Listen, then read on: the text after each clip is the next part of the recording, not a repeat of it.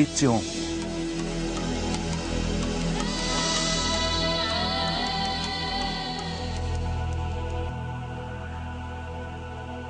O que é um homem? O que é uma mulher? Para começar, eles são diferenciados pela natureza. Mas além das diferenças físicas, o que distingue um do outro permanece um mistério. Homens e mulheres. Distribuição sinapse.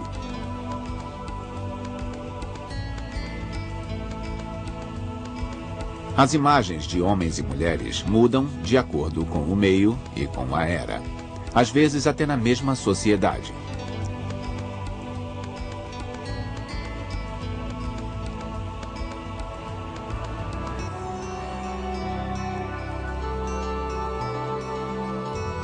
Há quem acredite que homens e mulheres sejam fundamentalmente diferentes.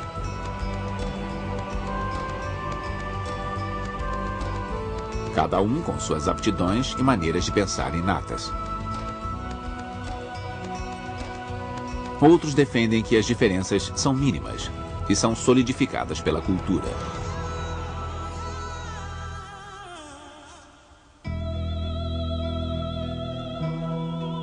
Por muito tempo, as mulheres foram relegadas à esfera da vida doméstica. O papel delas era gerar filhos.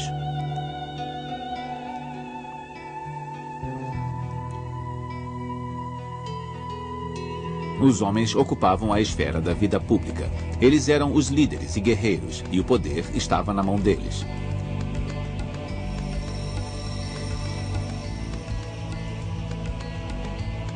Desde o início do século XX, vimos grandes mudanças nas relações entre homens e mulheres.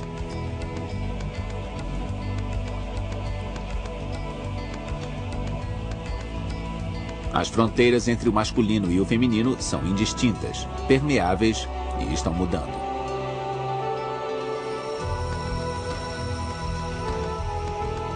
A ruptura de identidades tradicionais levanta muitas questões. Estarão os homens e as mulheres fadados à definição de opostos? Poderemos ter a esperança de um dia complementarmos um ao outro?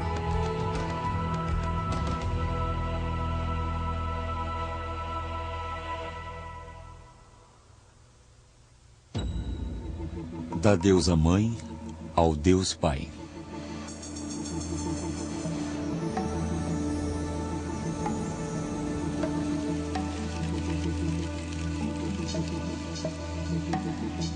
No início, homens e mulheres dividiam o trabalho. Os homens, que não eram impedidos pela gravidez, eram os primeiros a se aventurar em território desconhecido. Mas as mulheres eram as coletoras e providenciavam a maior parte do alimento. Durante muito tempo, as duas atividades se complementaram, já que as duas eram essenciais à sobrevivência. Homens e mulheres eram interdependentes.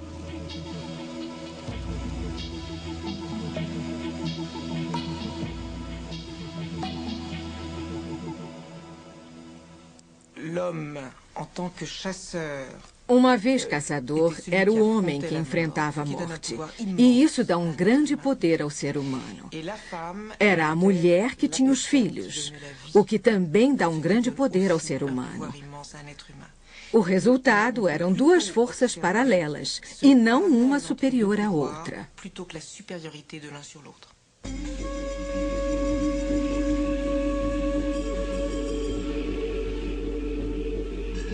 Há 30 mil anos, muitas sociedades faziam estatuetas com formas femininas. A humanidade venerava a deusa mãe, a fonte da vida.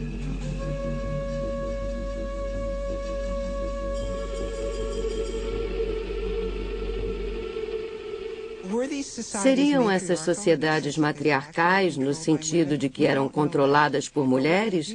Não sabemos. Só sabemos que de sociedades muito antigas até as mais atuais, nas quais os mitos que a sociedade cria, os mitos da criação, que são mais centrados na mulher e não no homem, a situação parecia ser mais favorável à mulher, em termos de direitos, de possuir bens, ter uma ligação firme com os filhos, a família e a própria origem. As coisas pareciam ser melhores em sociedades em que há mais foco no princípio feminino na criação.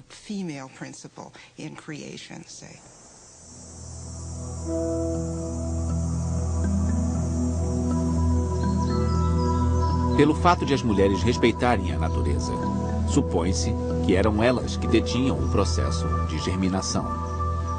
A agricultura surgiu há 10.000 anos.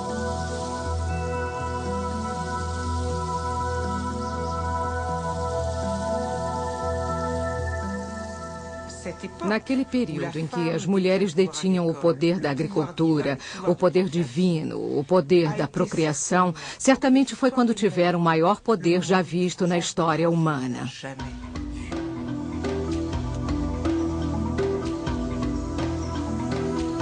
Com o tempo, o homem assumiu o controle da terra.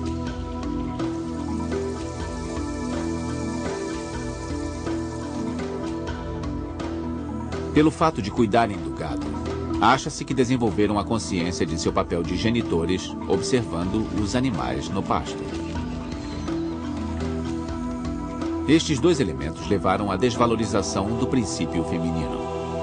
Passamos da era da deusa-mãe para a era do transcendental Deus-Pai.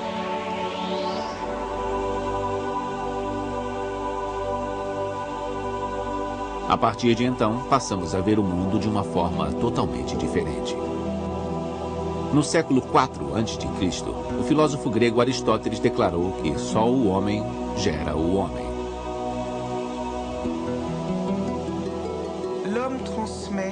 O homem transmite o princípio da humanidade. Inteligência, espírito, forma humana. A mulher, com a menstruação, que é uma substância sem forma ou inteligência, fornece o material. Isso era visto como bem menos importante. O homem dá a marca humana.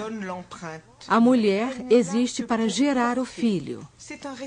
É um receptáculo, quase um animal sem inteligência. Seu papel é secundário na procriação. Esta foi uma incrível inversão e o início do patriarcado que dominou até pouco tempo atrás.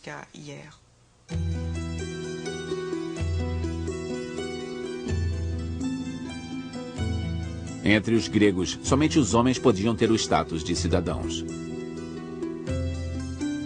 As mulheres ficavam confinadas em casa e não participavam da vida pública. Aristóteles basicamente diz que as mulheres eram irracionais, que eram homens mutilados. Eu não sou especialista em grego, mas foi a tradução dada às palavras de Aristóteles. Pelo fato de as mulheres serem consideradas homens inferiores, não deveriam participar da organização e da administração da sociedade e deveriam estar sempre subordinadas aos homens.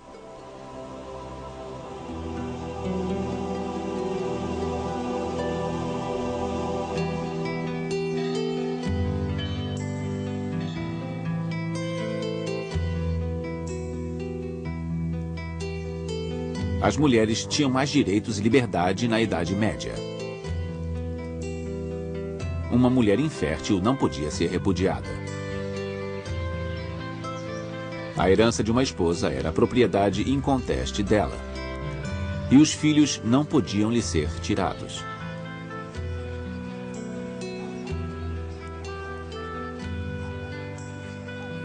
As mulheres trabalhavam como homens. Eram admitidas em associações e praticavam diversas ocupações. Os primeiros séculos do período medieval podem ter sido melhores que os posteriores para as mulheres. E isso por vários motivos. Havia mais liberdade para elas dentro da igreja, havia muitas fundações monásticas que eram mosteiros duplos, administrados por uma mulher, não por um homem.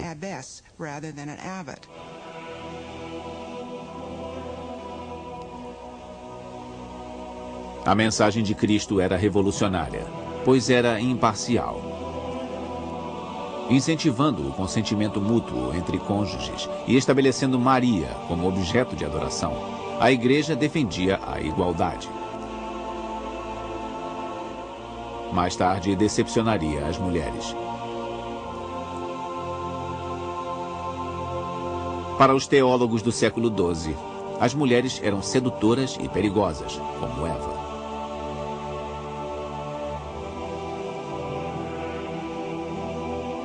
As mulheres são más, lascivas como víboras, traiçoeiras como enguias e, mais ainda, são curiosas, indiscretas e geniosas.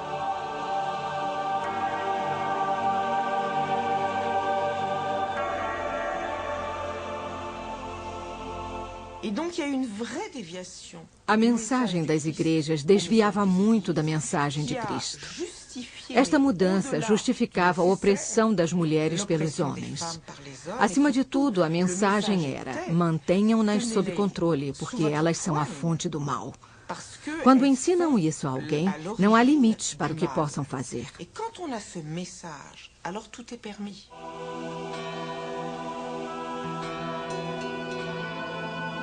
Aos olhos da igreja institucionalizada, as mulheres foram consideradas seres inferiores, que deviam obediência primeiro aos pais, depois aos maridos. Um corpo de normas severas comandava a vida familiar, social e religiosa.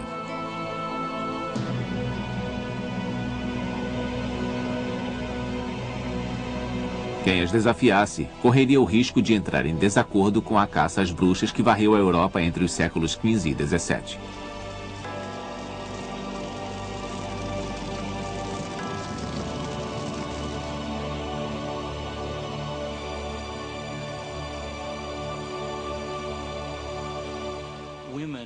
As mulheres representavam um marco de perigo, desafio, subversão e variavam em uma série de questões relacionadas à família.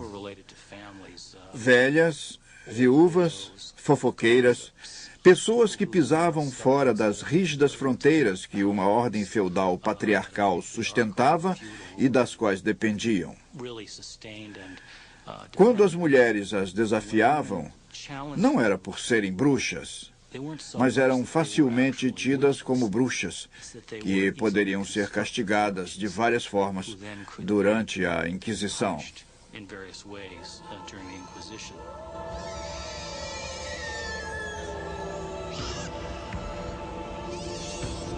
Os homens também eram acusados de bruxaria. Mas o desvio da moral da época era punido com mais frequência quando as acusadas eram mulheres.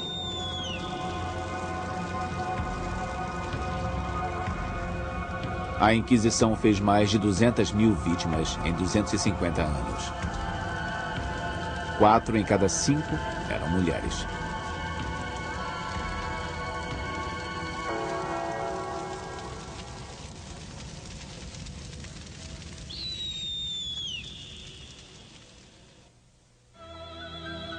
Os direitos das mulheres.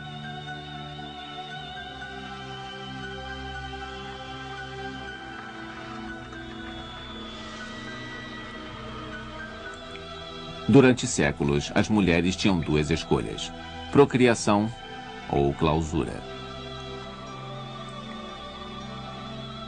Solteiras tinham péssima reputação.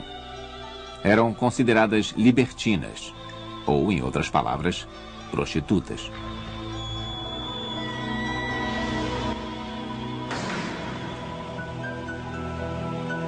Para os homens, a realidade era totalmente diferente.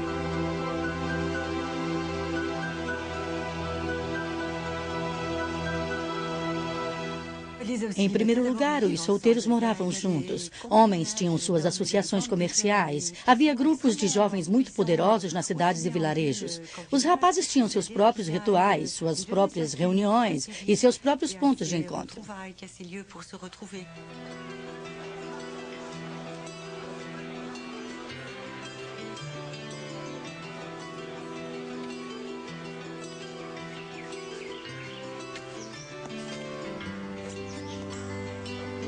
Os homens tinham mais liberdade que as mulheres. Ainda assim, na vida cotidiana, os dois sexos dependiam muito um do outro. Se você fosse da classe proletária dos séculos XVI, XVII ou XVIII, não poderia viver sozinho. Era necessário o salário de 2 pessoas.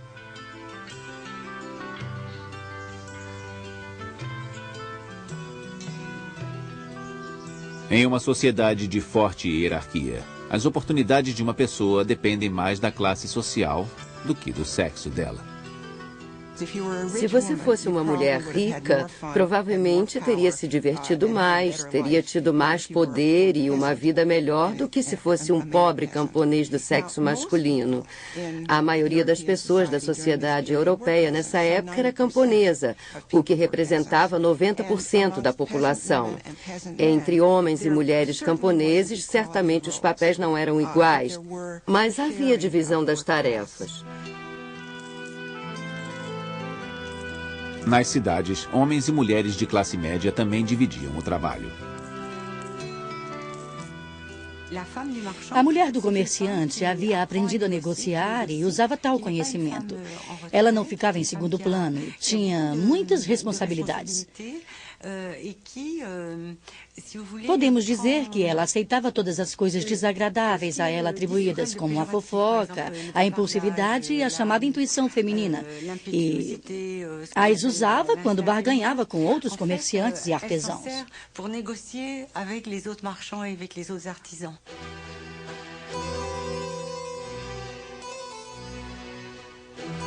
No entanto, isso não significa que as mulheres tinham os mesmos direitos que os homens. As mulheres não tinham direito de herdar um legado. Podiam ser chamadas para testemunhar no tribunal, mas sua assinatura não tinha valor legal. Nos códigos e costumes, elas eram chamadas de legalmente imbecis.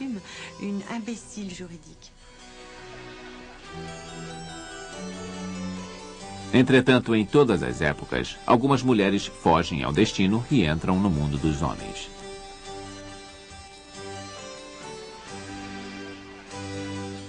A grande oportunidade para as mulheres no século XVIII era o salão, um lugar para exercitar sua mente, as faculdades mentais ou interesses intelectuais e científicos. Um salão do século XVIII era uma grande aventura para as mulheres que tinham a oportunidade de possuí-lo. Certamente usavam a sedução, mas a sedução intelectual vinha primeiro.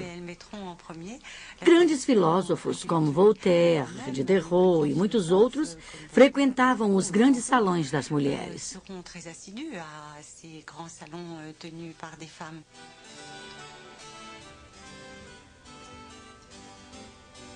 Foram os homens que defenderam a causa feminina primeiro, em alto e bom som. Durante a Revolução Francesa, o Marquês de Condorcet exigiu justiça para as mulheres. As mulheres deveriam poder votar e ter o direito de ter um emprego. Podem dizer que não é possível, porque ela pode engravidar. Minha resposta é: você se recusa a atribuir responsabilidades ao homem por ele ter dor de cabeça?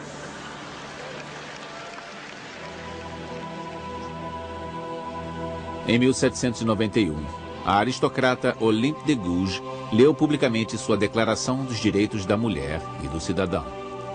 Ela exigia o direito à liberdade, propriedade e segurança para todas as mulheres e incentivava a resistência à opressão.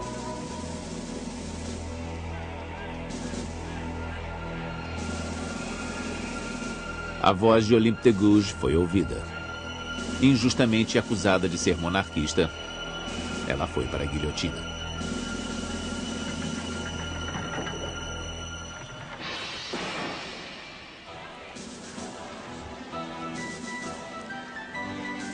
A Revolução Francesa foi uma decepção para as mulheres. Com o Código Civil de Napoleão, que restabelecia a plena autoridade do marido, as mulheres perdiam todo o direito legal sobre seus bens e seus filhos.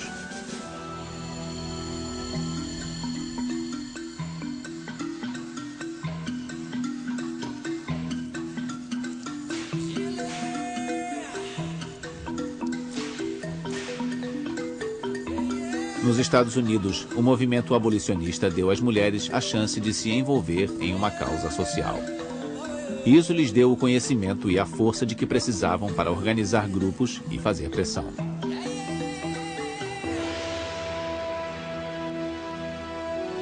A Associação Nacional do Sufrágio Feminino foi oficialmente inaugurada em 1848. 75 anos depois da Declaração de Independência dos Estados Unidos, que reconhecia os direitos inalienáveis de todos os cidadãos, as mulheres exigiram os mesmos direitos concedidos aos homens. Em pouco tempo, mulheres de toda parte exigiam o acesso à educação, o direito de dispor de bens pessoais, o reconhecimento do divórcio e o direito de votar. Esta última exigência foi revolucionária e encontrou forte resistência na sociedade vitoriana.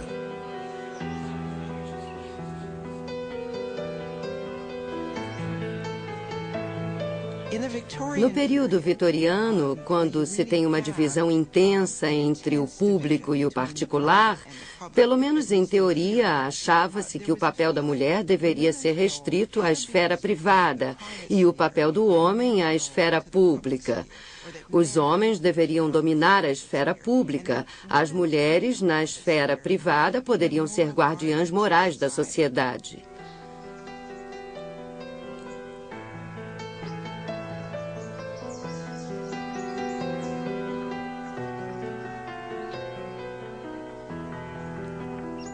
Muitas pessoas chegaram a dizer que dar o direito de voto às mulheres significaria o colapso da vida familiar, porque as mulheres deixariam a família para participar da vida pública.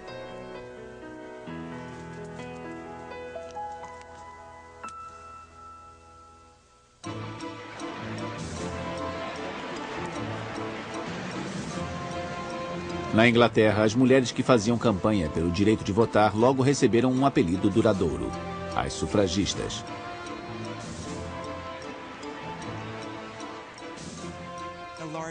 A maior das organizações de sufragistas usava várias táticas consideradas censuráveis para as mulheres e pouco femininas para a época.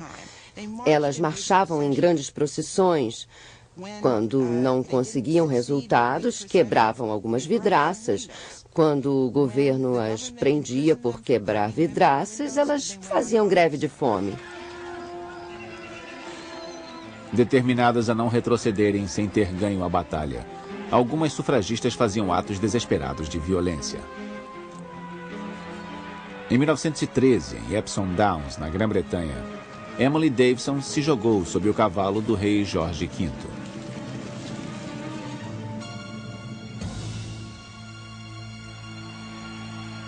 Ela morreu pisoteada.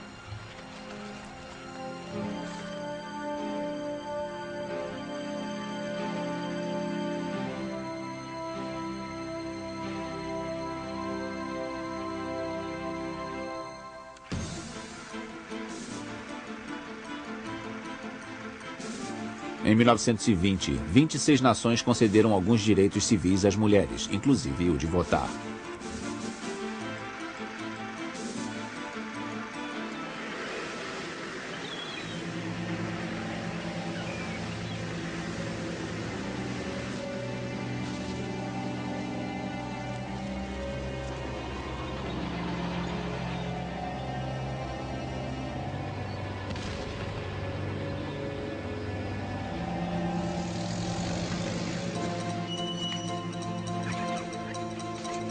Durante a Segunda Guerra Mundial, as mulheres foram convocadas a dar uma contribuição em massa ao esforço de guerra.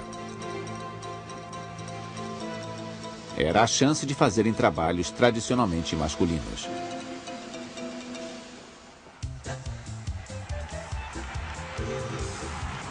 Mas quando a guerra acabasse, as mulheres deveriam voltar para casa. Os anos 50 foram uma época de grande conformismo. Na família ideal, o homem tinha toda a responsabilidade financeira, enquanto a mulher ficava relegada ao papel de dona de casa.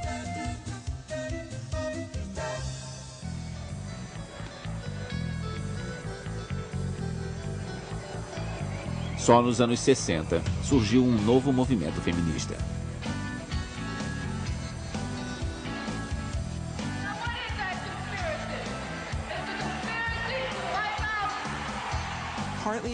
Em parte, teve origem na política esquerdista dos anos 60, em parte nas frustrações das mulheres de classe média com o papel de mãe e dona de casa.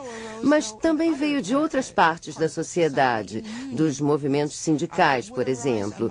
Teria vindo também das atividades de mulheres afro-americanas de uma forma diferente, embora em alguns casos juntamente com mulheres brancas. Há diversos motivos, mas o interessante é notar as novas saídas do feminismo dos anos 60. Havia um novo desafio no nível básico, novas questões sobre a natureza da mulher e também sobre que papel ela deve ter na nossa sociedade.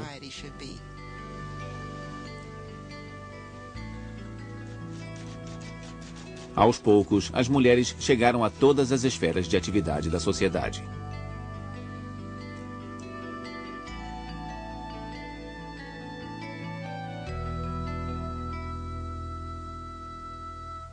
Acho que no século XX os homens estavam ficando cansados da Primeira Guerra Mundial. Quando havia milhões deles nas trincheiras e milhões que foram mortos. O fato de que os homens não podiam fazer tudo, não podiam estar na guerra, não podiam estar na vida pública, não podiam ganhar dinheiro suficiente para atender a todas as necessidades da família sem a ajuda da mulher. Os homens foram aceitando bem a possibilidade de dividir este fardo tão pesado com as mulheres. Acesso ao trabalho, um sinônimo de autonomia, o direito à contracepção e ao aborto e o questionamento de casamentos tradicionais enfraqueceram as fundações do patriarcado. Em uma única década, as feministas romperam a maior parte das correntes que oprimiam as mulheres.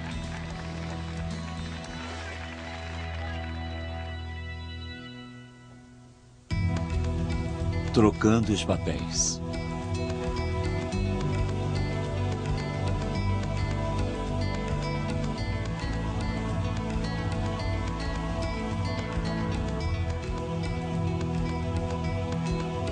Em décadas recentes, homens e mulheres se aproximaram mais do que nunca na história.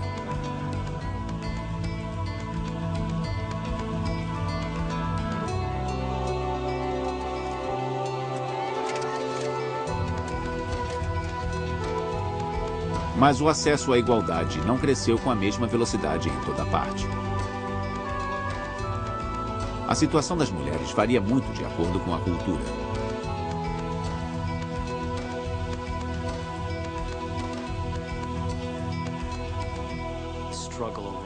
A luta em torno da liberdade sexual, quando você tenta superar casamentos arranjados, intervenções médicas no corpo feminino, dotes, preços de noiva, o véu, tudo isso é muito diferente. Mas as questões de igualar as relações entre os sexos, colocando a mulher e o homem em pé de igualdade, não são diferentes, assim como as questões de entrada na economia.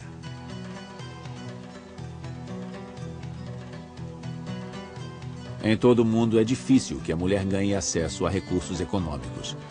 E elas são mais pobres do que os homens. Elas também sofrem mais com o peso das tradições. Temos problemas em regiões que passam por rápida transformação cultural ou sentem que a cultura está ameaçada por causa da transformação de outras sociedades do mundo. Eu estou pensando em determinados países em que religiões fundamentalistas assumiram o controle e estão retrocedendo a uma forma muito repressiva de definição do papel feminino.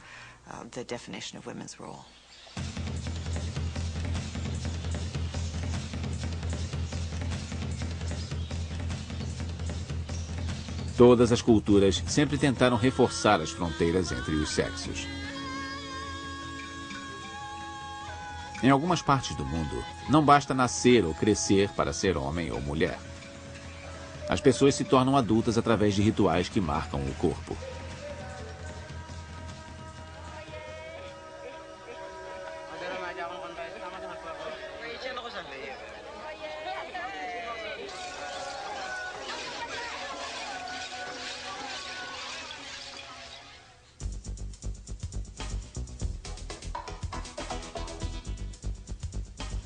No Ocidente, a cirurgia plástica é usada para transformar o corpo.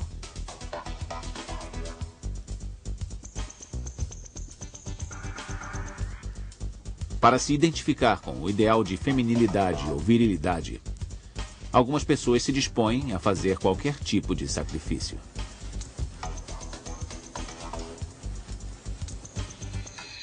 Temos estrelas com salto agulha, batom vermelho vivo e todos os estereótipos que associamos com as deusas do sexo dos anos 40 e 50. Portanto, temos uma imagem pública muito difusa, bastante presa a traços sexuais.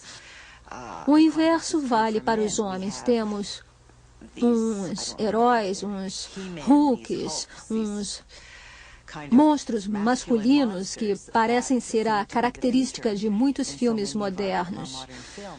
Enquanto socialmente temos mais igualdade, nossa cultura continua sendo de imagens muito exageradas da identidade sexual.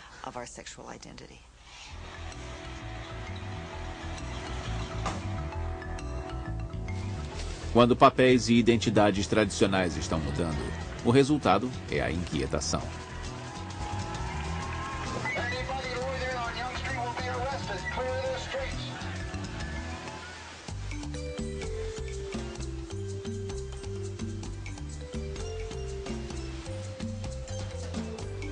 Países do Caribe ilustram claramente as contradições em uma sociedade que passa por mudanças.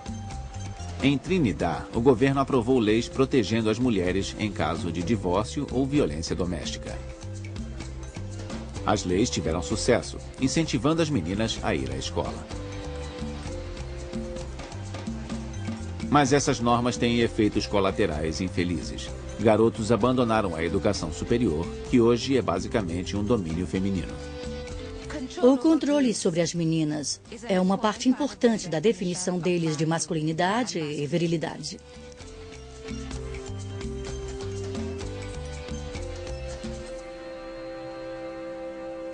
As meninas iniciam relacionamentos com homens que trabalham, que podem dar dinheiro à mãe delas, comprar seus uniformes, comprar comida para seus irmãos e irmãs. Então, os meninos que ainda estão na escola acham que, se ficam estudando e não ganham dinheiro, não podem competir pelas garotas. Por isso, querem sair da escola o mais depressa possível para conseguir dinheiro e tentar competir pelo acesso às garotas. Isso os faz sentirem-se melhor quanto a si mesmos.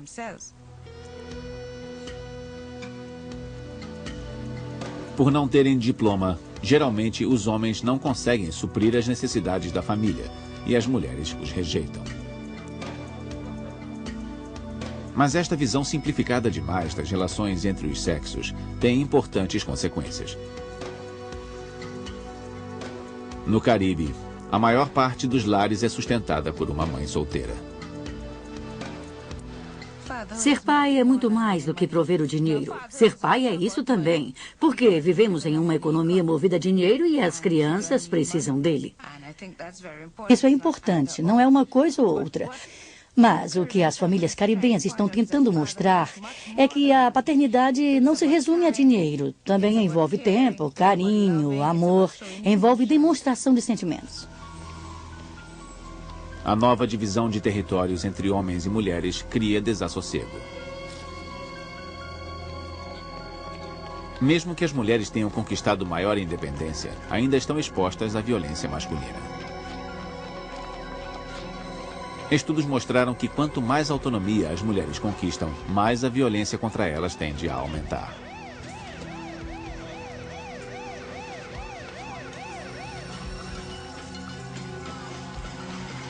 A resistência à mudança também se expressa por atos de violência, cujos alvos são símbolos da emancipação feminina.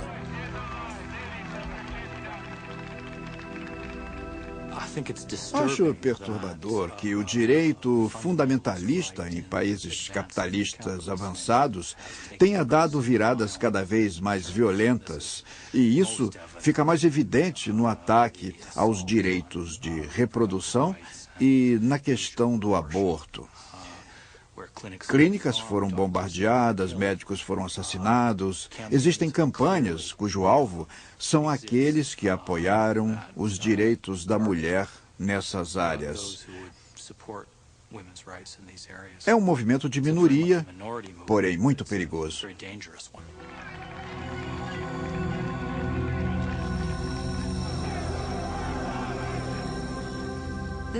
O recuo faz parte de um período de transição de um tipo de relação entre sexos para outro tipo. A esperança é de que, ao fazer esta transição, dependendo do que aconteça, cheguemos a uma nova situação em que homens e mulheres entendam melhor o novo tipo de relacionamento necessário.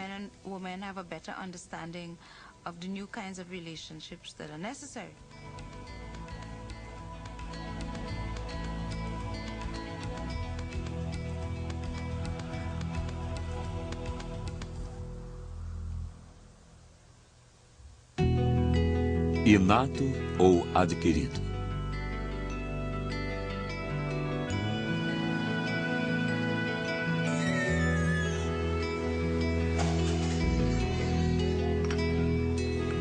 Nas naturezas feminina e masculina, o que é adquirido e o que é inato?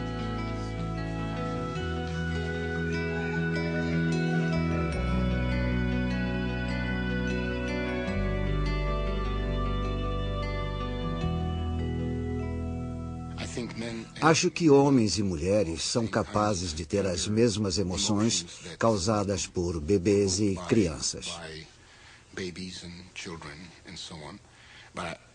No entanto, se você pegar um bebê e entregar a um homem ou a uma mulher inexperientes no assunto, é mais provável que a mulher aceite com mais naturalidade e saiba exatamente o que fazer para acalmá-lo. Já o homem ficaria parado, impotente, sem saber que lado é o de Sião.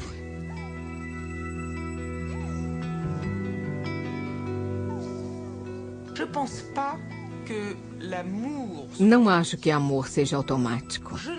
Não acho que uma mulher necessariamente saiba cuidar de uma criança espontaneamente melhor do que um homem. Acho que o elo entre mãe e filho, assim como o elo entre pai e filho, é construído, tecido dia após dia. Logo, um homem pode cuidar de uma criança com a mesma facilidade que uma mulher.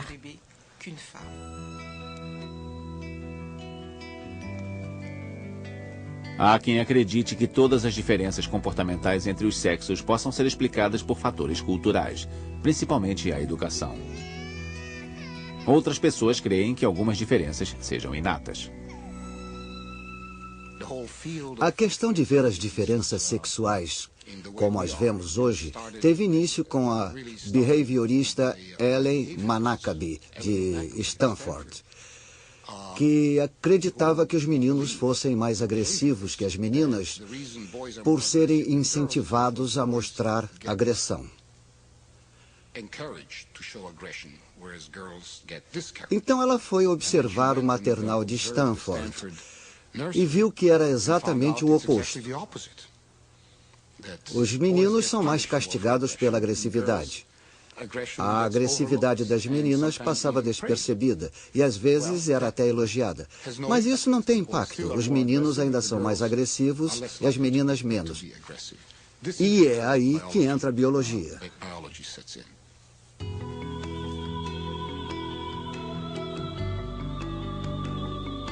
Uma pesquisa mostrou que as mulheres têm mais capacidade de expressar suas emoções e compreender as dos outros. Provavelmente devido à forte ligação que sempre tiveram com os filhos.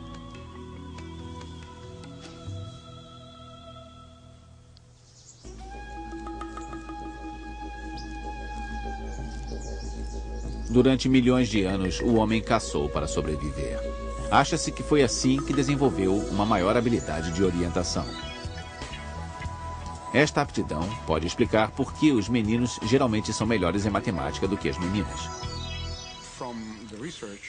Pela pesquisa que estivemos conduzindo, pode-se dizer que as mulheres se saíram tão bem quanto os homens na área da matemática, que não tem muitos aspectos espaciais como a álgebra. É possível que se houvesse mais mulheres formadas em matemática, elas encontrariam áreas nunca exploradas pelos homens, pois são áreas difíceis para eles e talvez mais fáceis para elas. Ou talvez pudessem ser exploradas, mas não achassem interessantes ou importantes. As mulheres podem achar que sim. Mesmo que as mulheres de hoje sejam incentivadas a entrar em todas as áreas tradicionalmente de competência masculina, algumas áreas continuam a ser dominadas por homens. Por exemplo, as mulheres ainda são minoria em parlamentos e quadros de diretoria no mundo inteiro. As mulheres lidam de forma diferente com o poder na nossa cultura, devido à sua socialização e à dos homens. Na nossa cultura, os homens aprendem desde cedo que o poder deve ser algo natural. Geralmente, os homens têm mais naturalidade no poder do que as mulheres. Mas algumas mulheres se sentem muito confortáveis no poder. Eu sinto desconforto com a noção de poder. Para mim, o poder sobre as outras pessoas é sempre preocupante. Eu acho benéfico e salutar que as mulheres tenham mais problemas com o poder do que os homens. Talvez por isso precisemos de mais mulheres em posições de poder. Talvez para mudar a aceitação direta da noção do que é direito ter poder sobre outras pessoas. Antes, as mulheres que alcançavam posições de administração frequentemente tinham que abrir mão da vida privada.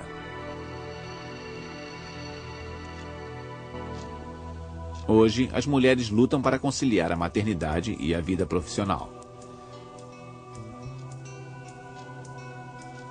Elas exigem que o trabalho seja reorganizado para que homens e mulheres tenham mais tempo para a família.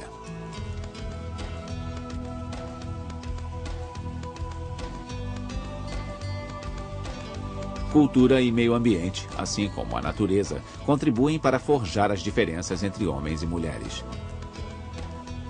Talvez a busca por um novo equilíbrio nas relações entre os sexos, por um mundo melhor e mais justo, não tenham sucesso a menos que as diferenças sejam reconhecidas.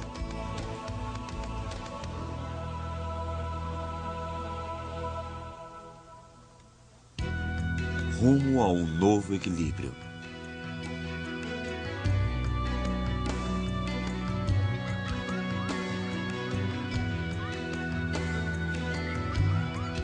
Redefinição dos papéis tradicionais masculinos e femininos criou muita pressão sobre os casais.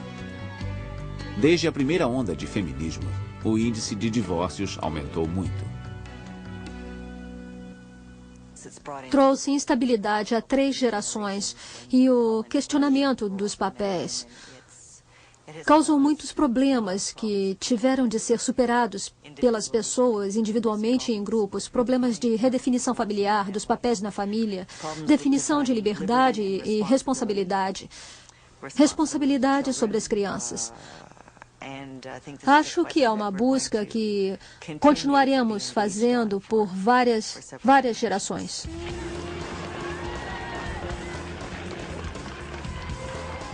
O mundo ocidental foi muito desestabilizado por mudanças nas últimas décadas e se prende desesperadamente aos marcos que prometem segurança. Nos Estados Unidos, muitos movimentos defendem a volta aos valores familiares.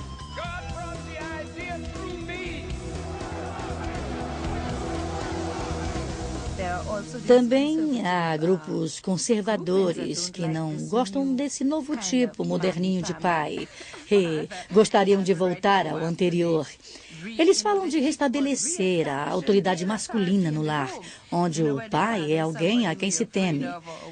Mas, ao mesmo tempo, vemos especialmente rapazes novos passando mais tempo com crianças e com a permissão da sociedade.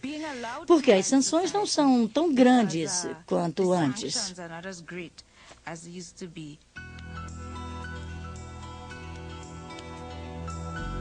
O desaparecimento gradual dos preconceitos dá ao indivíduo a chance de ter novos papéis e de aproveitar trocas valiosas entre os sexos.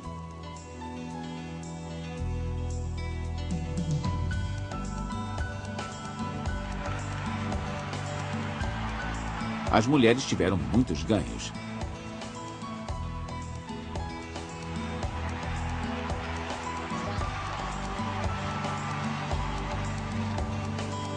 Hoje, elas representam mais de 50% da força de trabalho na maior parte dos países ocidentais.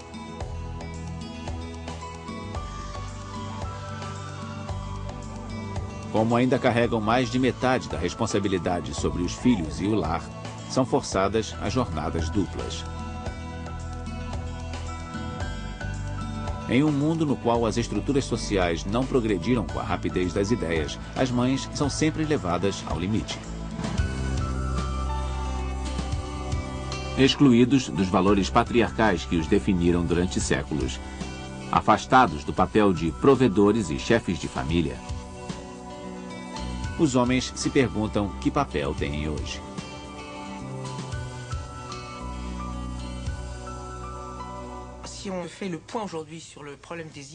Se examinarmos o problema das identidades sexuais hoje, os homens têm as maiores dificuldades.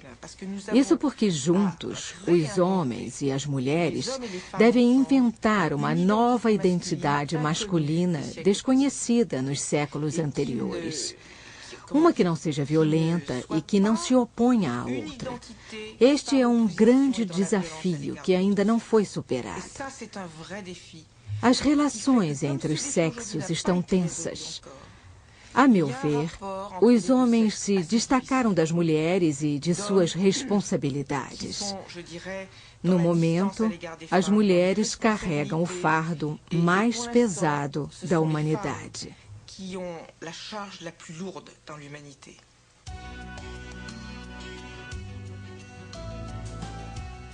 Homens e mulheres dependem uns dos outros desde o início dos tempos. Por toda a história, eles negociaram seus respectivos territórios, sempre com lutas pelo poder em relações baseadas na dominação. Apesar das brigas, eles nunca conseguiram virar as costas totalmente um para o outro.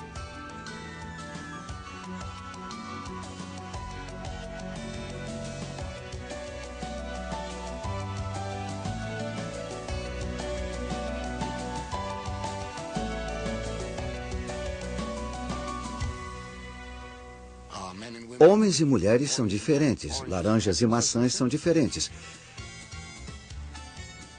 Mas isso não quer dizer que um seja melhor do que o outro. Teria sido tedioso se a única diferença entre o homem e a mulher fosse o pênis ou a vagina, sendo todo o resto igual.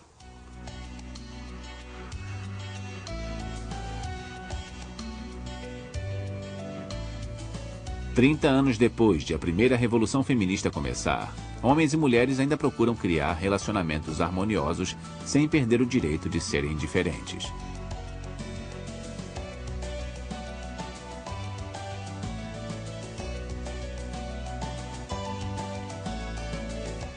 Devemos ter duas coisas em mente. Primeiro, as semelhanças. O que os homens e mulheres têm em comum como membros de uma espécie biológica é muito maior do que o que não têm em comum.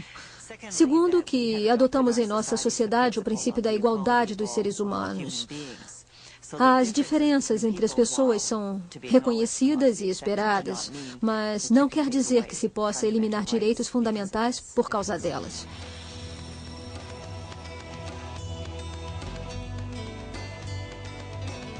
Não é impossível imaginar um mundo no qual os dois princípios básicos da humanidade, o feminino e o masculino, sejam reconhecidos.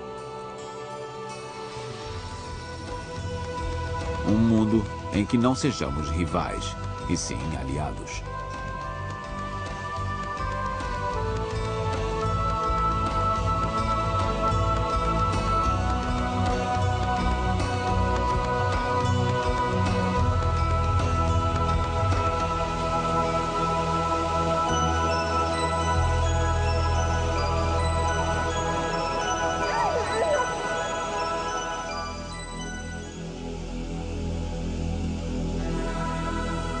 Versão brasileira Audio News.